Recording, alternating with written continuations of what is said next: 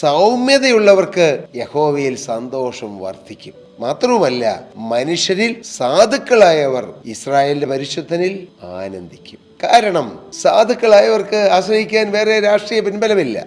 സഭാതലത്തിലോ സാമൂഹിക തലത്തിലോ രാഷ്ട്രീയ തലത്തിലോ അവർക്ക് പ്രത്യേകിച്ച് ബന്ധങ്ങളോ അവരെ റെക്കമെൻഡ് ചെയ്യാൻ ആരുമില്ല. അവരുടെ ആശ്രയം ദൈവത്തിലാണ്.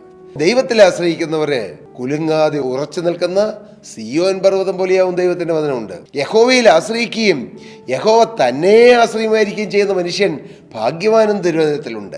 മനുഷ്യരിൽ ആശ്രയിക്കരുത്, ദൈവത്തിൽ ആശ്രയിക്കുക. ഇവിടെ എന്താണ് പറഞ്ഞത്? മനുഷ്യരിൽ സാധുക്കളായവർ ഇസ്രായേലിന്റെ പരിശുദ്ധനിൽ ആനന്ദിക്കും. ആർക്കാണ് ആനന്ദം കിട്ടുന്നത്? ഒരു സാധു ഹൃദയം, ഒരു എളിമയുള്ള ഹൃദയം. ഞാൻ വലിയവനാണെന്ന് ചിന്തിച്ച് അഹങ്കരിക്കുന്ന ഒരു ഹൃദയമല്ല. കർത്താവേ, അവിടുത്തെ കൃപയുണ്ടെങ്കിലേ എനിക്ക് ജീവിതമുള്ളൂ, അവിടുത്തെ കൃപയുണ്ടെങ്കിലേ വിജയമുള്ളൂ, അവിടുത്തെ കൃപയുണ്ടെങ്കിലേ ഞാൻ വളരുകയുള്ളൂ, ഉയരുകയുള്ളൂ, അവിടുത്തെ കൃപയില്ലെങ്കിൽ ഞാൻ ഒരു പൂജ്യമാണെന്ന് ചിന്തിച്ച് കർത്താവിൽ ആശ്രയിക്കുന്ന സാധുക്കളായ മനസ്സുള്ളവർ